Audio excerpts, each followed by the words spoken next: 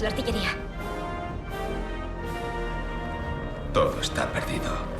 Por el norte los rusos se encuentran frente a Weidendam, por el este en Lutschgarten y por el oeste en Tiergarten, a unos 400 metros de la Cancillería del Reich. No capitularé jamás. Antes me pegaría un tiro en la cabeza. El Führer ha perdido la noción de la realidad. Se lo suplico, abandone Berlín. Pero no podemos dejarle solo. Para lo que le aguarda, no necesita a nadie. Goebbels y su mujer se quedan. Y los niños también. Pero los niños... No sé si recibirás esta carta. Nuestra concepción de la realidad se desmorona, y con ella todas las cosas buenas y bellas que he conocido. En el mundo que surgirá tras el nacionalsocialismo, no merecerá la pena vivir. Por eso también he traído a los niños. Bebe, bebe. Tenemos que irnos de Berlín, Eva. Debes convencerle. Berlín se quedará sin alimentos. ¡No! Aún no os habéis enterado. Hemos perdido la guerra. ¡Se acabó!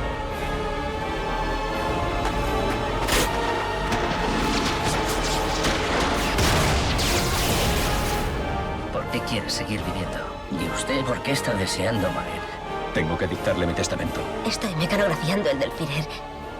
¿Qué esperan que hagamos? No puedo más. El fin podría llegar cualquier día, a cualquier hora. El propio Führer ha perdido toda esperanza de un desenlace feliz. Tu hermana. Procura salir de aquí. Prométemelo. ¡El pueblo ha escogido su destino! Y ahora les cortarán el cuello. Mañana me maldecirán millones de personas. Pero es lo que el destino ha querido. En la quietud aparente de una Europa que aún lamía las heridas de una guerra, comenzaron a susurrarse planes en los corredores del poder. Decisiones veladas, envueltas en un lenguaje deliberadamente ambiguo, tejían una red que pronto atraparía a millones en una oscuridad sin precedentes. ¿Cómo pudo una nación culta, cuna de pensadores y artistas, sucumbir a una ideología que negaba la humanidad misma de una parte de sus ciudadanos? ¿Qué mecanismos siniestros permitieron que la maquinaria de un Estado moderno se pusiera al servicio de la aniquilación sistemática? Este es el relato de un descenso a las profundidades de la capacidad humana para la crueldad organizada, un evento que se gestó en la penumbra de resentimientos antiguos y nuevas teorías raciales. Lo que comenzó con palabras discriminatorias y leyes de exclusión, aparentemente distantes de la violencia física extrema, contenía ya la semilla de una destrucción total, un secreto de Estado cuyas órdenes a menudo eran verbales, buscando cubrir las operaciones de exterminio. Les invitamos a un viaje difícil, pero ineludible, para comprender cómo lo impensable se convirtió en una política de Estado, operando incluso fuera de las leyes conocidas. El eco de los cañones de la Primera Guerra Mundial apenas se había disipado cuando Alemania se encontró marcada por la derrota y la humillación.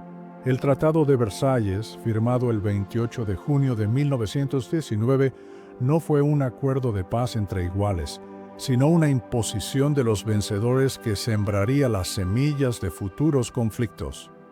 Alemania fue declarada única responsable del estallido de la guerra, una carga moral que se sumó a las severas condiciones materiales. Se le exigió un desarme casi total. Su ejército quedó reducido a apenas 100.000 hombres, sin armamento pesado como tanques, submarinos o aviación militar. La región de Renania fue desmilitarizada y la fabricación de material bélico prohibida. Más dolorosas aún fueron las pérdidas territoriales.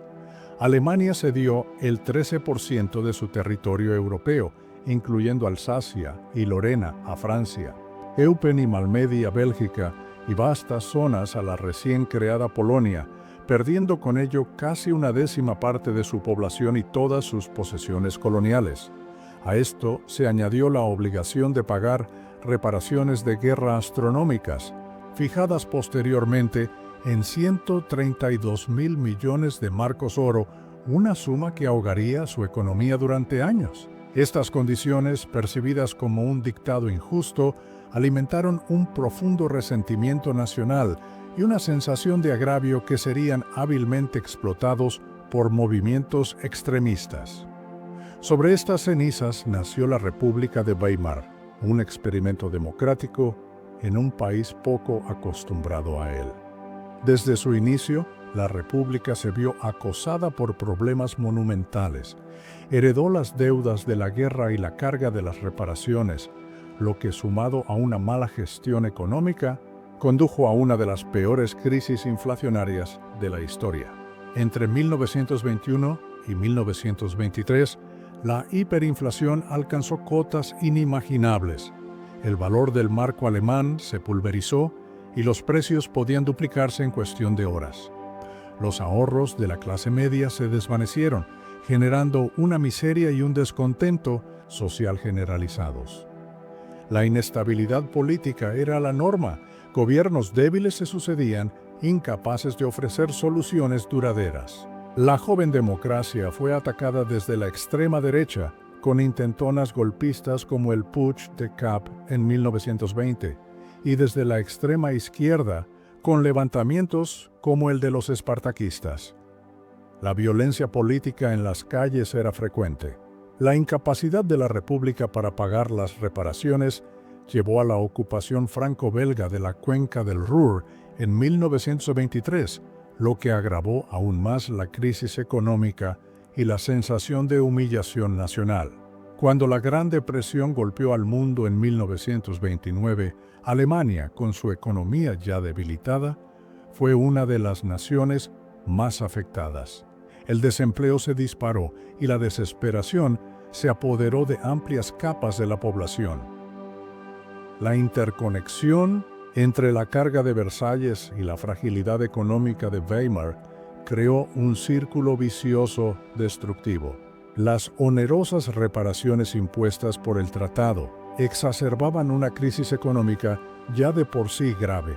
A su vez, la precaria situación económica hacía virtualmente imposible para Alemania cumplir con sus obligaciones de pago, lo que alimentaba el discurso nacionalista de que el país estaba siendo deliberadamente estrangulado por potencias extranjeras.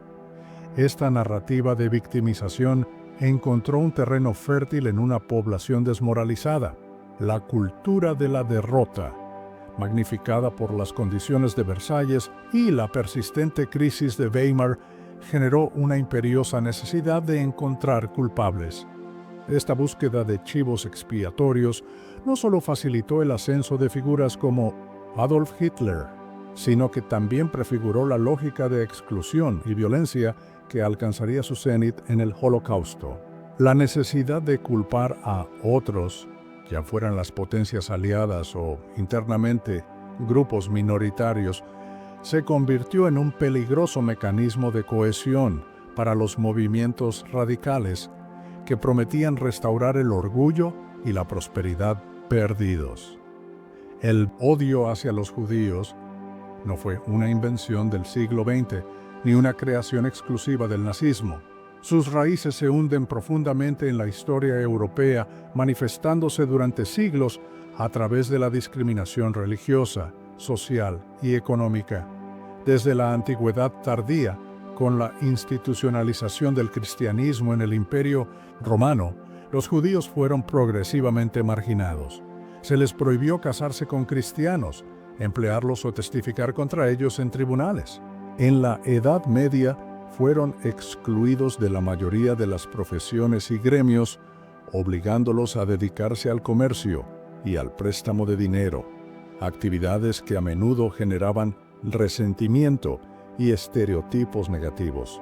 Se les culpó de calamidades como la peste negra, acusándolos de envenenar pozos, lo que llevó a masacres y expulsiones. Mitos infames como el libelo de sangre, la acusación de asesinar niños cristianos para rituales, provocaron olas de violencia. Fueron expulsados masivamente de países como Inglaterra en 1290, Francia en 1394 y España en 1492, erradicando prácticamente las comunidades judías de Europa Occidental. En el siglo XIX, este antijudaísmo de base religiosa experimentó una transformación siniestra. Con el auge de las teorías raciales y el darwinismo social, el odio se racializó.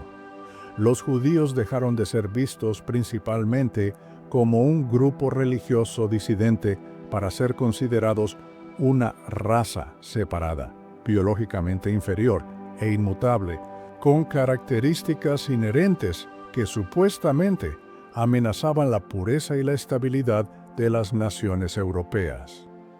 El término antisemitismo, acuñado en Alemania en la década de 1870 por Wilhelm Marr, reflejaba esta nueva concepción. Se argumentaba que la esencia judía era biológica y por lo tanto la asimilación o la conversión religiosa eran irrelevantes.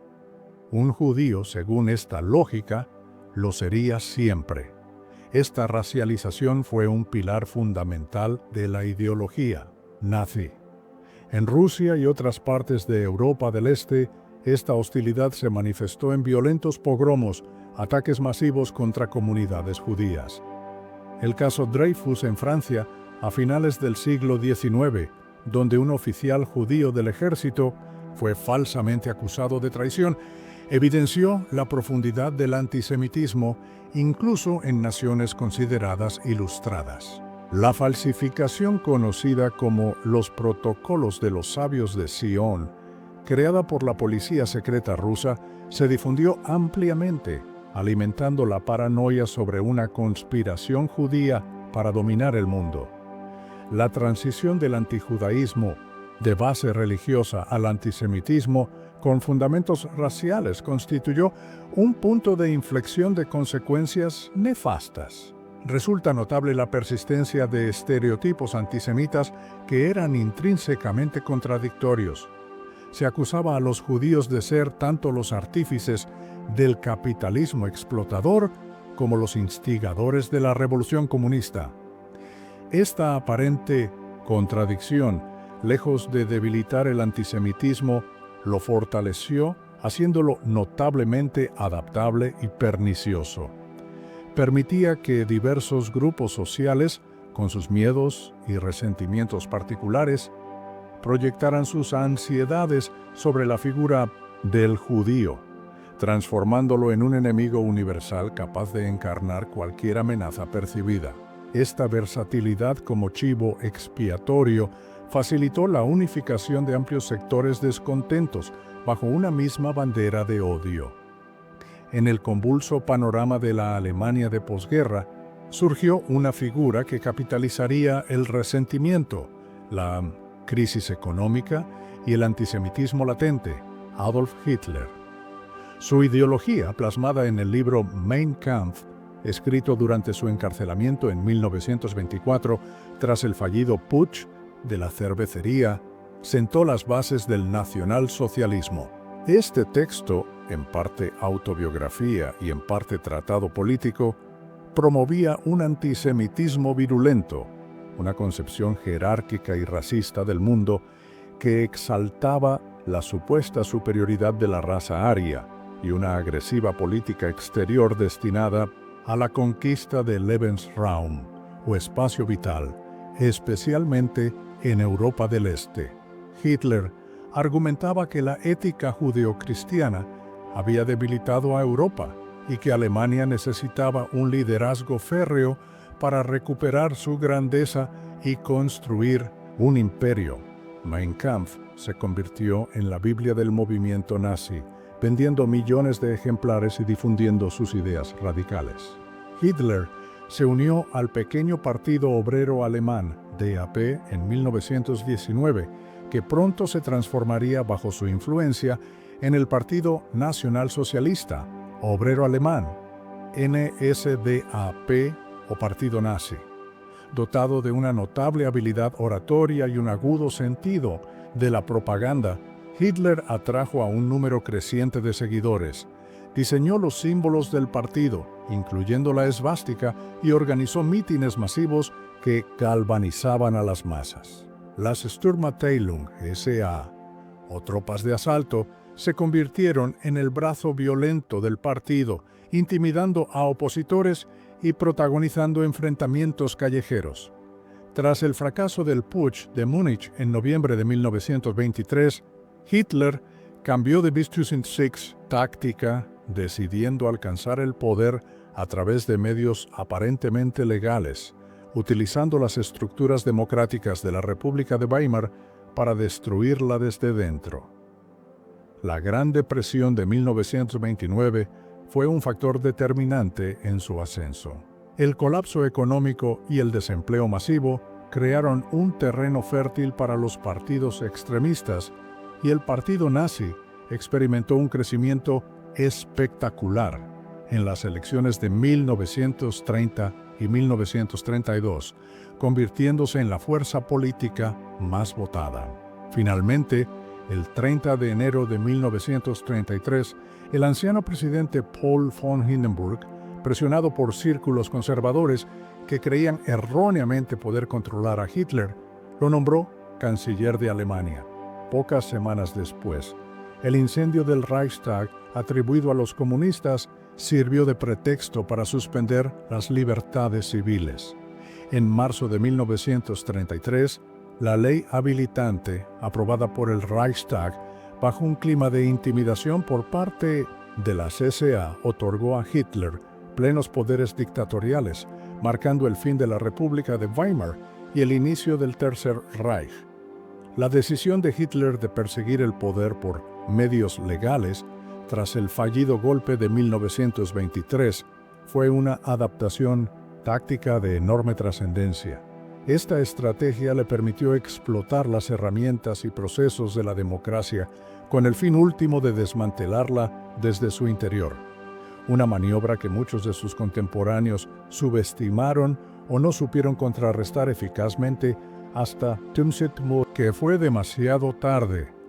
La aprobación de la ley habilitante por el propio Parlamento, aunque bajo coerción, es un claro ejemplo de cómo se utilizó la apariencia de legalidad para fines intrínsecamente antidemocráticos. La mitología que el régimen nazi construyó en torno a su propio ascenso, describiendo el periodo previo a 1933 como la Kampfzeit o los Kampfjahre, el tiempo de lucha o los años de lucha, no fue simplemente una herramienta de propaganda retrospectiva, fue un elemento activo y continuo en la consolidación y el mantenimiento del poder.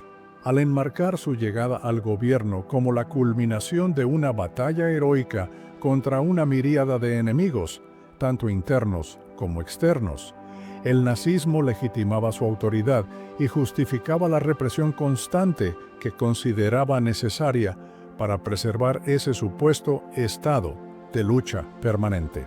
Esta narrativa de confrontación incesante era fundamental para mantener la cohesión del régimen y exigir una lealtad absoluta. Una vez consolidado el poder, el régimen nazi comenzó a implementar sistemáticamente su ideología racial, dirigiendo sus primeras acciones contra la población judía alemana.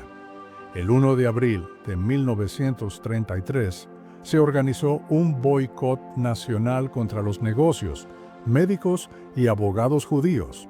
Apenas 6 días después se promulgó la Ley para la Restauración del Servicio Profesional Civil, que supuso la expulsión de los judíos de la administración pública, la judicatura, la enseñanza y otras profesiones liberales. Estas medidas iniciales buscaban el aislamiento económico y social de la comunidad judía, el primer paso hacia su completa marginación.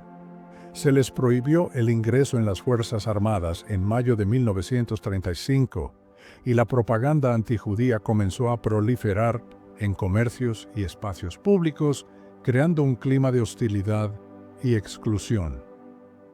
El punto de inflexión en la legislación antijudía llegó el 15 de septiembre de 1935 con la proclamación de las leyes de Nuremberg durante el Congreso Anual del Partido Nazi. Estas leyes, la Ley para la Protección de la Sangre y el Honor alemanes y la Ley de Ciudadanía del Reich, institucionalizaron la discriminación racial. La primera prohibía los matrimonios y las relaciones sexuales extramatrimoniales entre judíos y ciudadanos, de sangre alemana o afín, así como el empleo de mujeres alemanas menores de 45 años como empleadas domésticas en hogares judíos. La segunda ley despojó a los judíos de la ciudadanía alemana, convirtiéndolos en súbditos del Estado sin derechos políticos. Crucialmente, estas leyes definían quién era judío, no en base a sus creencias o prácticas religiosas, sino a su ascendencia. Una persona con 3 o más abuelos judíos era considerada judía independientemente de su afiliación religiosa actual. Incluso aquellos con 2 abuelos judíos, los Mischlinge o mestizos, enfrentaban restricciones. Estas leyes se fundamentaban en una ideología de supuesta pureza racial aria, bebiendo de teorías eugenésicas y del darwinismo social, que para entonces ya habían sido ampliamente desacreditadas científicamente, pero que gozaban de popularidad en ciertos círculos. El impacto de las leyes de Nuremberg en la vida cotidiana de los judíos alemanes fue devastador, afectando sus relaciones más íntimas y su propia identidad. Las leyes de Nuremberg no solo fueron impuestas desde arriba, sino que también catalizaron un fenómeno conocido como radicalización acumulativa. Empresas, organizaciones profesionales e incluso localidades alemanas fueron más allá de las directrices explícitas del régimen, implementando sus propias medidas para excluir a los judíos de la vida social y económica. Esto demuestra cómo la ideología nazi permeó profundamente en la sociedad, con individuos e instituciones participando activamente en la persecución, a menudo sin necesidad de una orden directa para cada acción específica. La definición de judío, basada estrictamente en la ascendencia y no en la práctica religiosa o la autoidentificación, fue una herramienta particularmente insidiosa y efectiva. Atrapó en sus redes a individuos completamente asimilados, la cultura alemana, a aquellos que se habían convertido al cristianismo e incluso a los hijos y nietos de conversos. Esto revelaba la naturaleza inflexible y totalizadora de la ideología racial nazi, que no ofrecía ninguna vía de escape ni posibilidad de asimilación. La sangre, según los nazis, era el único criterio determinante, sentando así las bases para una persecución que no admitiría excepciones y que con el tiempo se encaminaría hacia la aniquilación.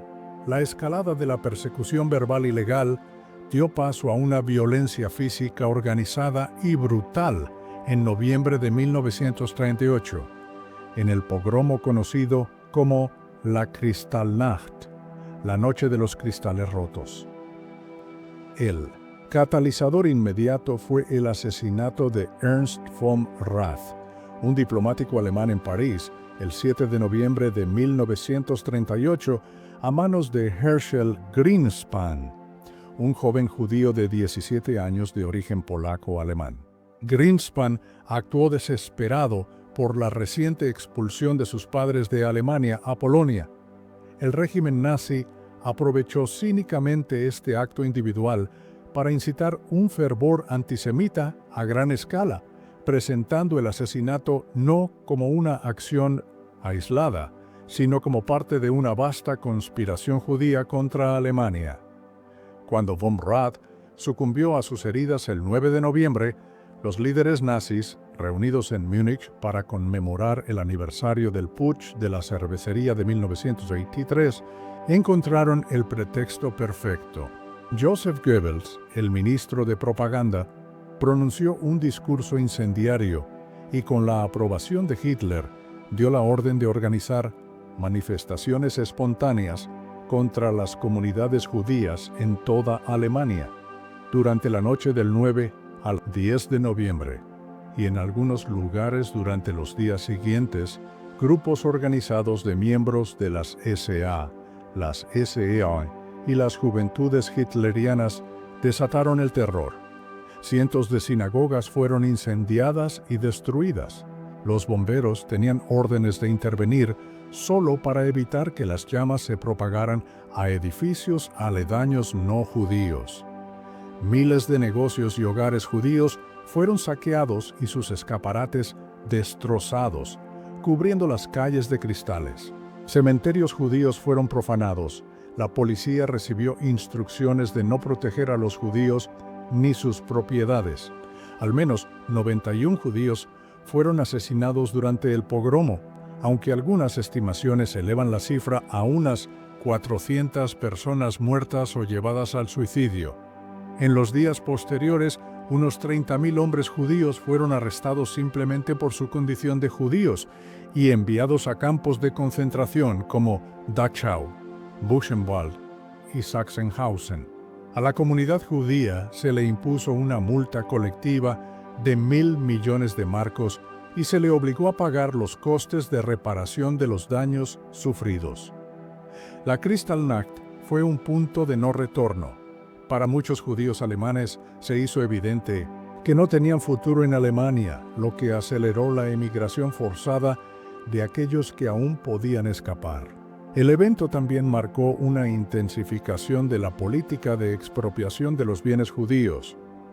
La respuesta de la mayoría de la población no judía alemana a la Kristallnacht fue variada y es un indicador crucial del clima social de Mies, la época. Hubo quienes participaron activamente en la violencia y el saqueo, movidos por el odio, la codicia o la presión grupal. Otros fueron meros espectadores, curiosos o indiferentes, que observaron la destrucción sin intervenir. La ausencia de una condena popular masiva o de una resistencia significativa ante esta explosión de violencia estatalmente orquestada envalentonó al régimen nazi, que percibió una tácita aprobación o, al menos, una pasividad que le permitía continuar y escalar sus políticas antisemitas, sin temor a una disidencia interna considerable. La forma en que se nombró y se recuerda este evento también revela complejidades. El término Kristallnacht, o Noche de los Cristales Rotos, utilizado inicialmente por la población no judía, es hoy ampliamente considerado en Alemania como un eufemismo. Este término se centra principalmente en el daño material, los cristales rotos de los escaparates, minimizando la violencia humana, los asesinatos, los arrestos y la destrucción de lugares sagrados. Además, la referencia a una sola noche es engañosa, ya que la violencia se prolongó durante el día en muchos lugares, aunque internacionalmente el término sigue siendo el más conocido. Su uso crítico en Alemania refleja una evolución en la conciencia histórica y una lucha por encontrar un lenguaje que describa adecuadamente la brutalidad de los hechos sin trivializarlos.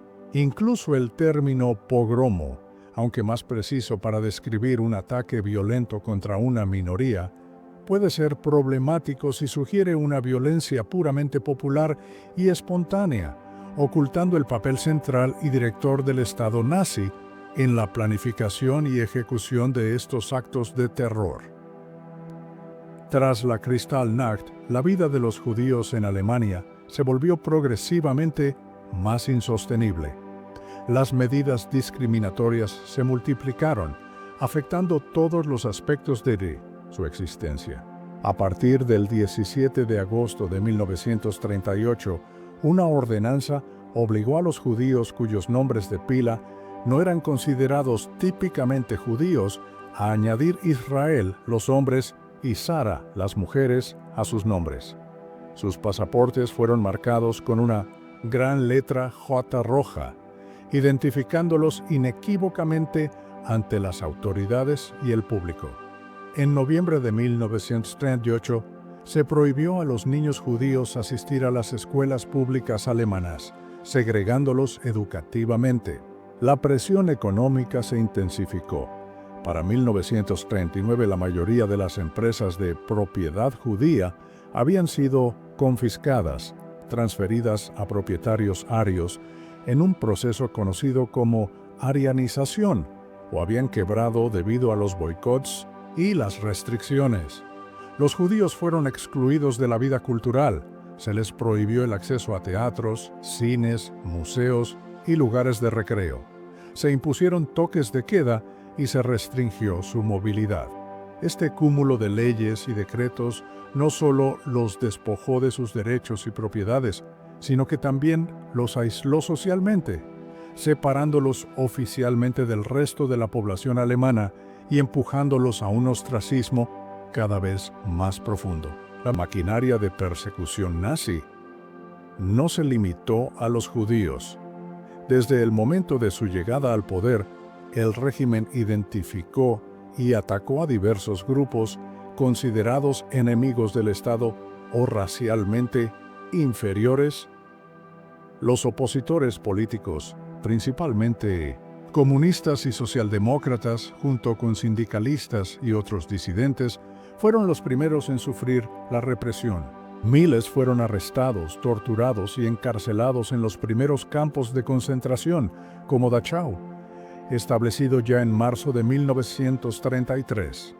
Los testigos de Jehová, debido a su neutralidad política, su negativa a realizar el saludo nazi o a servir en el ejército y su lealtad primordial a Dios antes que al Estado, fueron perseguidos implacablemente. Se les prohibieron sus actividades, miles fueron encarcelados y muchos murieron en los campos.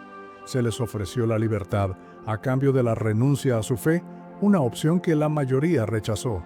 Los hombres homosexuales fueron perseguidos bajo el párrafo 175 del Código Penal alemán, que fue endurecido y ampliado por los nazis para criminalizar una gama más amplia de actos. Miles fueron arrestados y entre 5.000 y 15.000 enviados a campos de concentración, donde eran marcados con un triángulo rosa y sometidos a un trato especialmente brutal, incluyendo la castración forzada en algunos casos. Las personas con discapacidades físicas o mentales fueron víctimas de la política eugenésica nazi, que las consideraba vidas indignas de ser vividas y una carga para la pureza racial del pueblo alemán.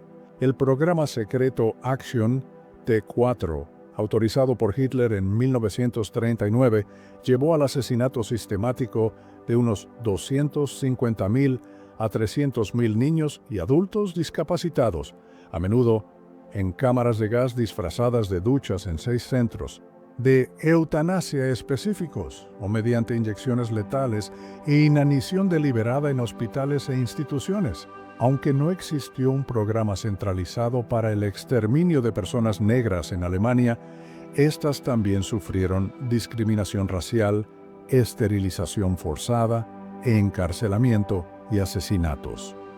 Otros grupos marginados, etiquetados como asociales, personas sin hogar, alcohólicos, prostitutas o delincuentes profesionales, también fueron objeto de persecución, esterilización y reclusión en campos, donde muchos perecieron.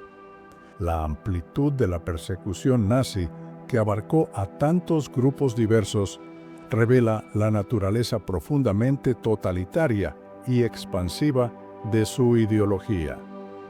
No se trataba únicamente de antisemitismo, aunque éste ocupara un lugar central y único en su virulencia y objetivo final genocida. Era un proyecto de limpieza radical de la sociedad, una purga de todos aquellos elementos que, según los criterios nazis, eran considerados desviados, inferiores o enemigos del Reich. Cada grupo fue perseguido por razones específicas, pero todas ellas encajaban dentro de un marco ideológico más amplio de pureza racial, conformidad política y utilidad económica para el Estado nazi. El programa Action T4, dirigido contra las personas con discapacidad, no fue un hecho aislado, sino que sirvió como un terrible ensayo, tanto técnico como psicológico, para el Holocausto judío.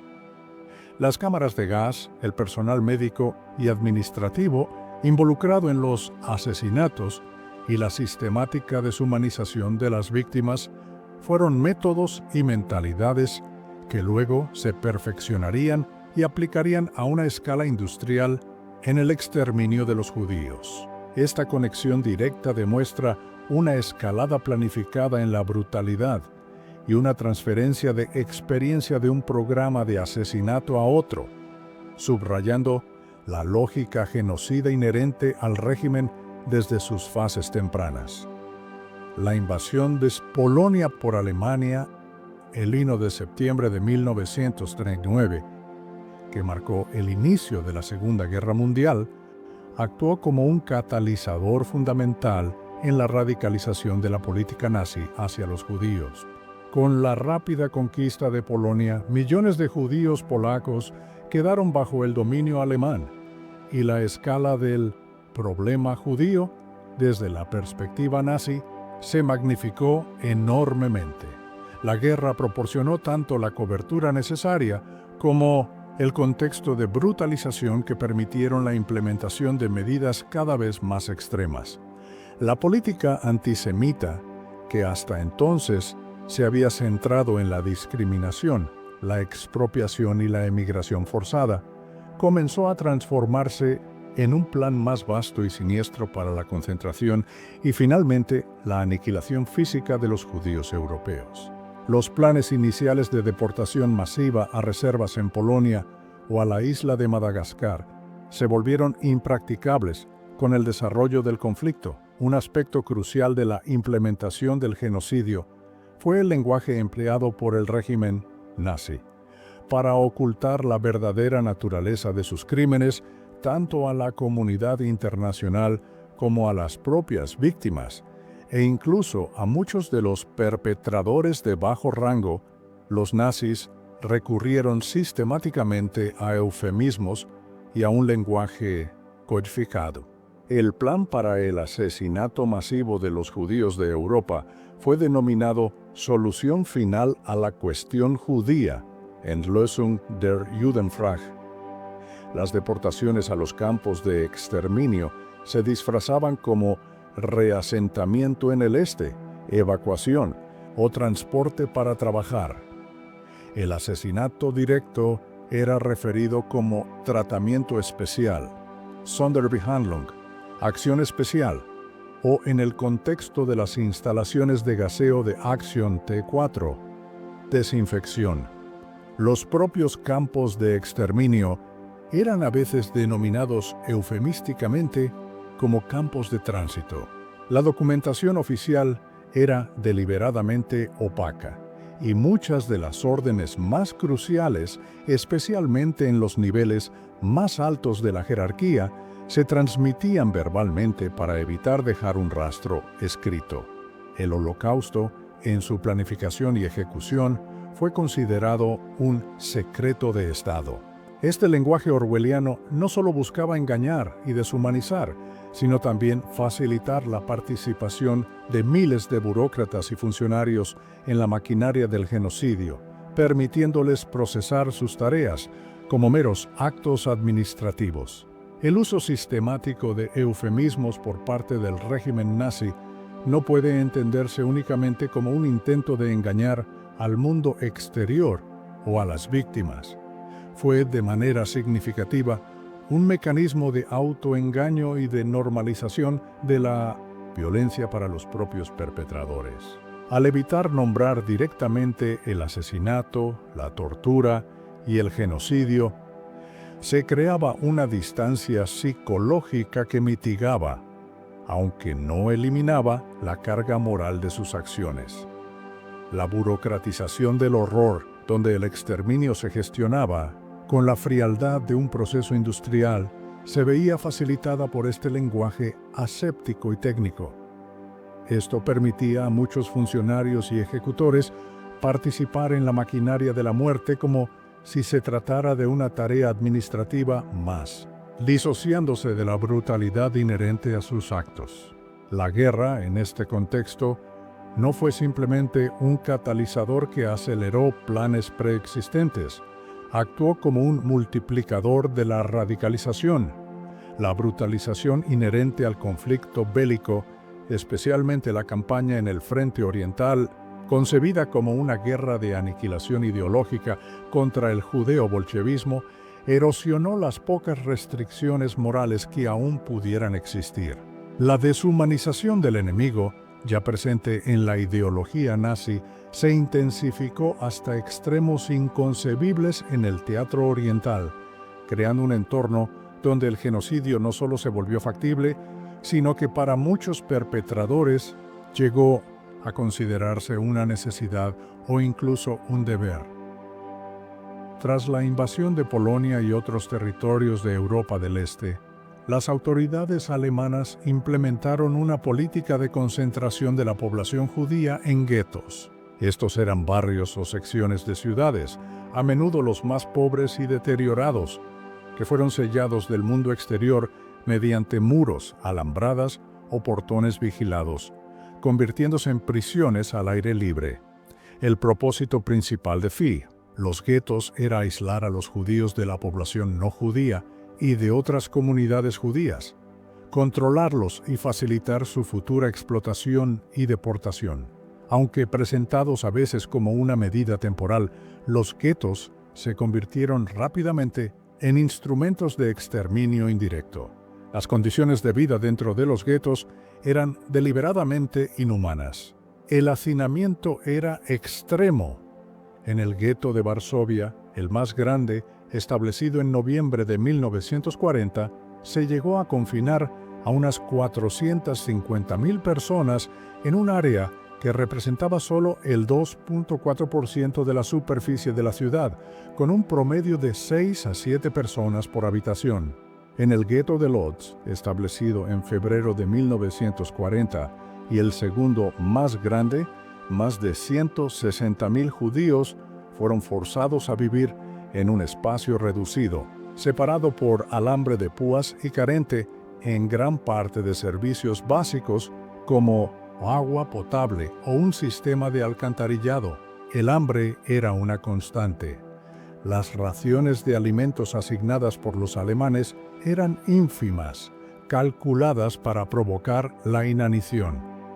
En Varsovia, la ración oficial para un judío apenas alcanzaba las 184 calorías diarias, una fracción de lo necesario para la subsistencia.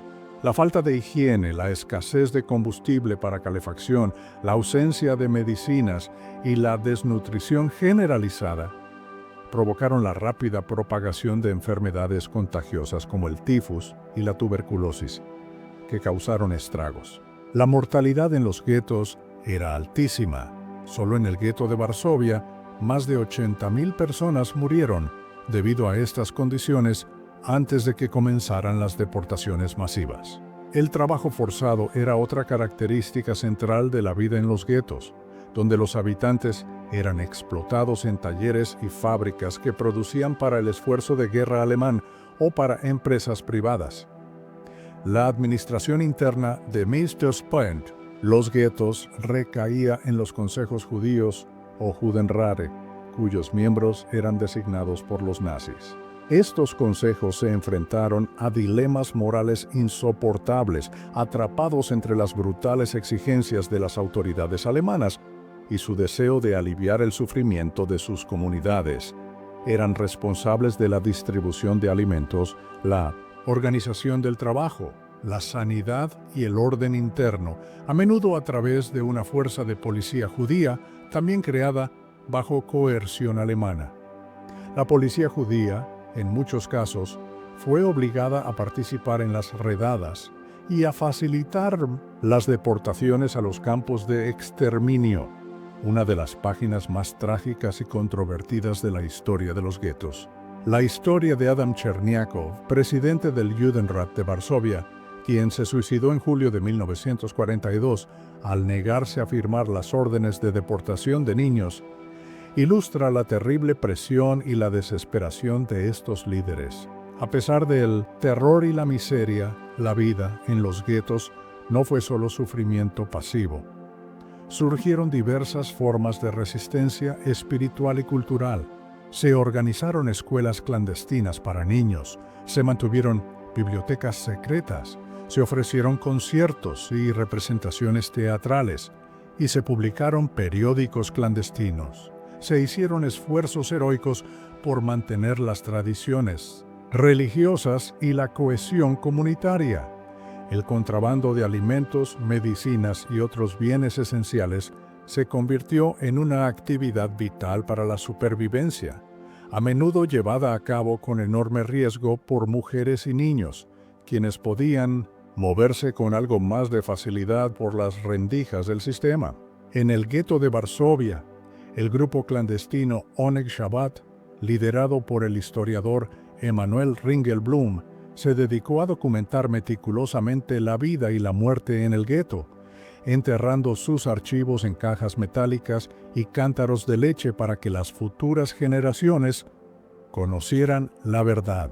Estos actos de preservación cultural, educación y documentación fueron una poderosa afirmación de la dignidad humana y la voluntad de resistir la aniquilación.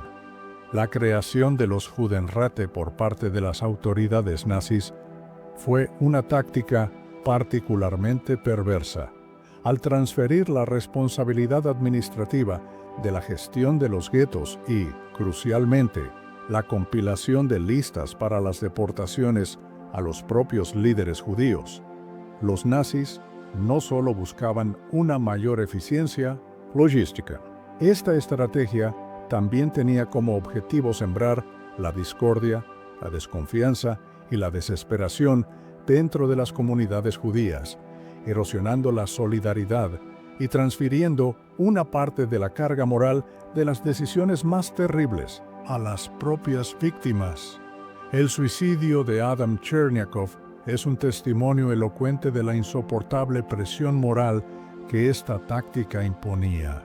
Frente a esta maquinaria de deshumanización, las múltiples formas de resistencia cultural y espiritual que florecieron en los guetos adquieren una significación aún mayor.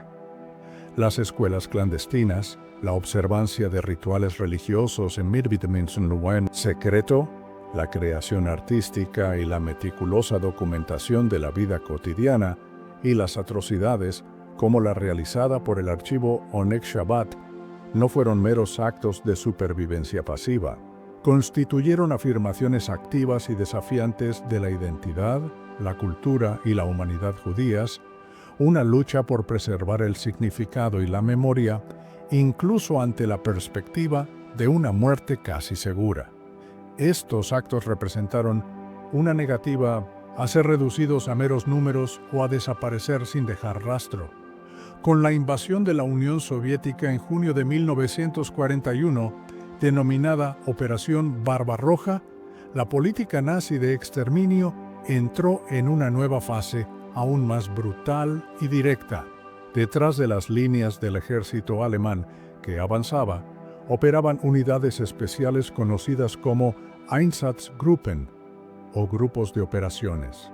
Estas unidades, formadas por personal de las SS, el SD, Servicio de Seguridad, la Gestapo y otras fuerzas policiales, estaban bajo el mando general de Reinhard Heydrich, jefe de la Oficina Principal de Seguridad del Reich, RSCA.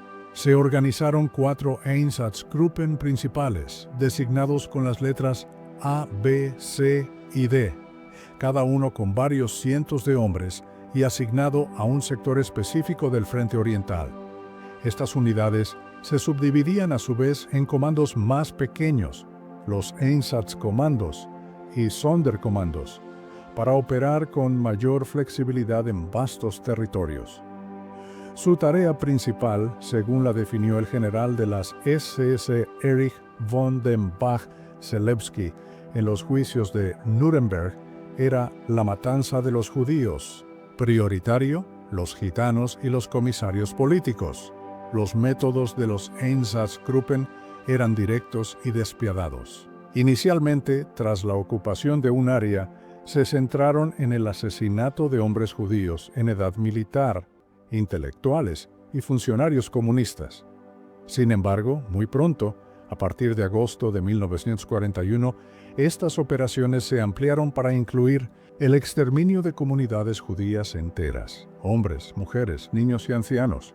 El procedimiento habitual consistía en reunir a las víctimas judías de un pueblo o ciudad, a menudo con el pretexto de un reasentamiento o registro. Se les obligaba a entregar sus objetos de valor y a desnudarse. Luego eran conducidas a munas, lugares apartados, como barrancos, bosques, minas abandonadas o fosas antitanque, donde eran sistemáticamente fusiladas. Con frecuencia, las propias víctimas eran forzadas a cavar sus fosas comunes antes de ser asesinadas. Los cuerpos caían directamente en las fosas, que luego eran cubiertas. Estas masacres se llevaban a cabo a plena luz del día, a menudo con la participación o la presencia de unidades del ejército alemán, Wehrmacht, policías locales y colaboradores civiles de las poblaciones ocupadas. Para acelerar el proceso de asesinato y reducir el impacto psicológico en algunos de los verdugos, los Einsatzgruppen también comenzaron a utilizar camiones de gas, vehículos especialmente adaptados cuyo tubo de escape se redirigía al compartimento trasero sellado, donde las víctimas morían asfixiadas por monóxido de carbono. Una de las masacres más infames perpetradas por estas unidades tuvo lugar en Babi Yar, un barranco en las afueras de Kiev, Ucrania. El 29 y 30 de septiembre de 1941, miembros del Sonderkommando 4A, perteneciente al Einsatzgruppe C, con la ayuda de unidades de la Wehrmacht y la policía ucraniana, asesinaron a 33.671 judíos. Las víctimas habían sido convocadas mediante avisos que les ordenaban presentarse para un supuesto reasentamiento y fueron conducidas al barranco donde se les fusiló en masa.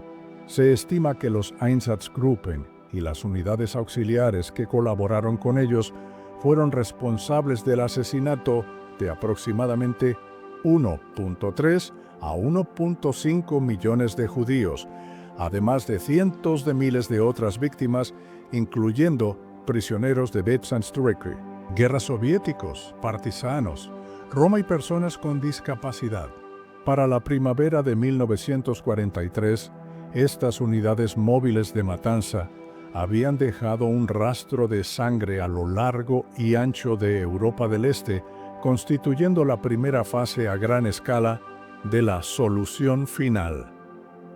El impacto psicológico que estas masacres, directas y brutales, tuvieron sobre los propios miembros de los Einsatzgruppen fue considerable.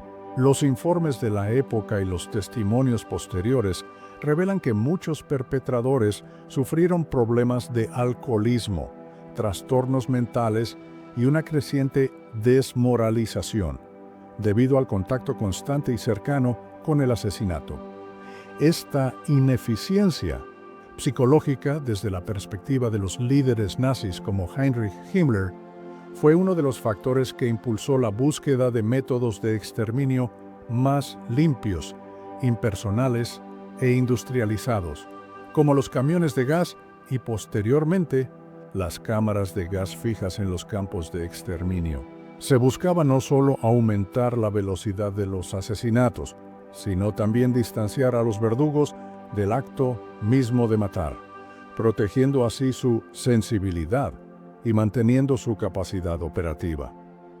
Esto revela una perversa contradicción dentro del sistema nazi: la necesidad de cometer un genocidio a una escala sin precedentes chocaba con las limitaciones humanas, incluso de aquellos adoctrinados en una ideología de odio extremo.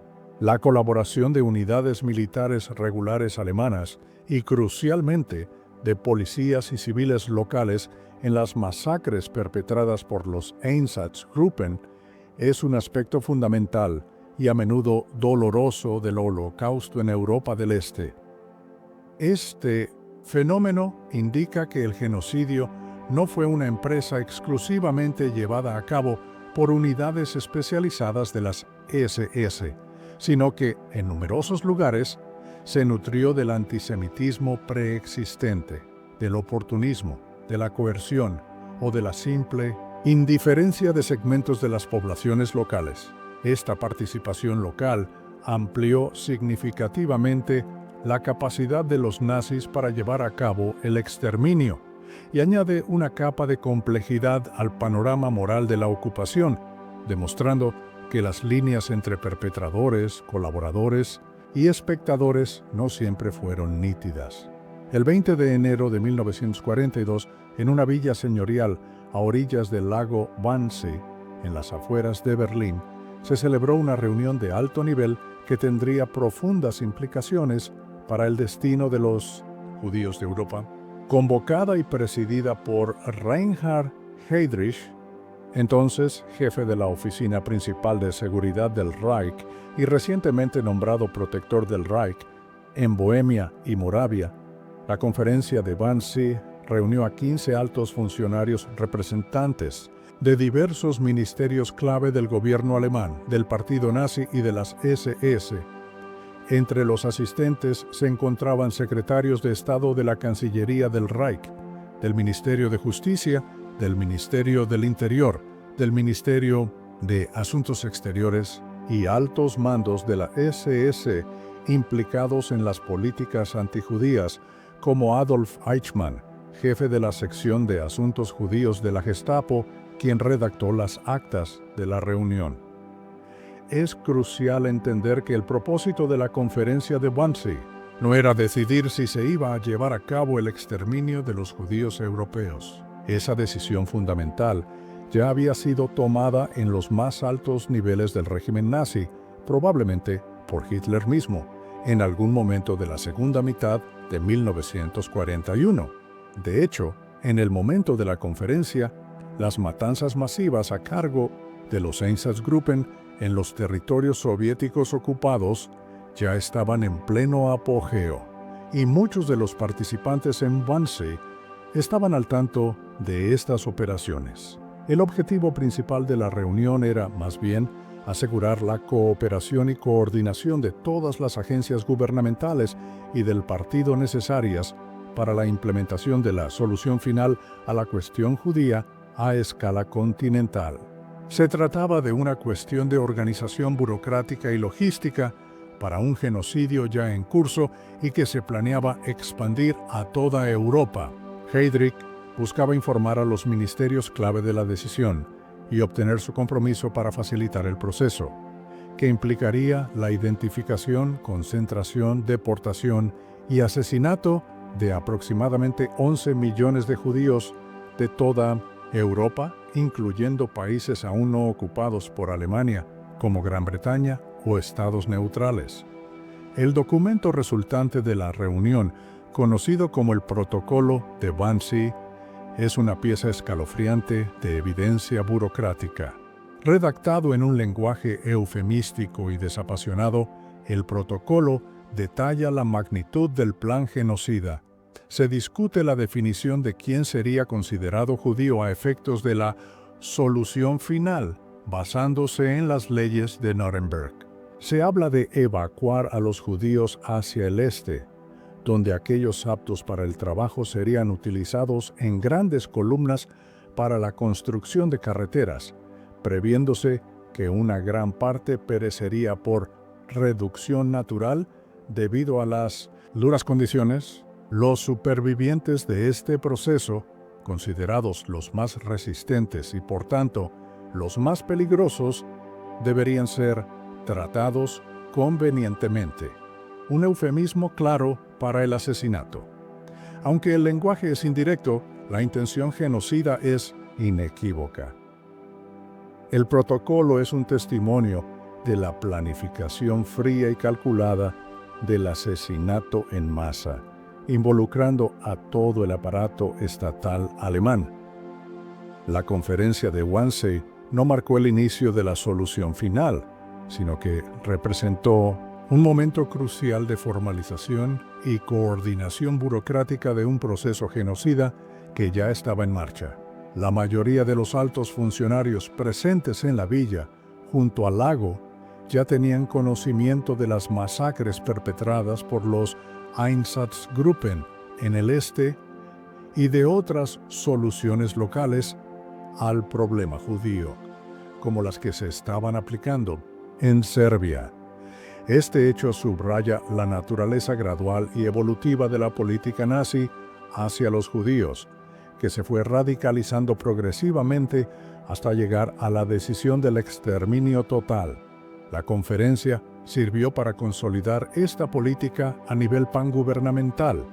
La participación en Wannsee de altos representantes de ministerios tan diversos como Asuntos Exteriores, Justicia, Interior y Planificación Cuatrienal, junto con los líderes de las SS y la Cancillería del partido, demuestra de manera irrefutable la complicidad de toda la estructura del Estado alemán en el Holocausto.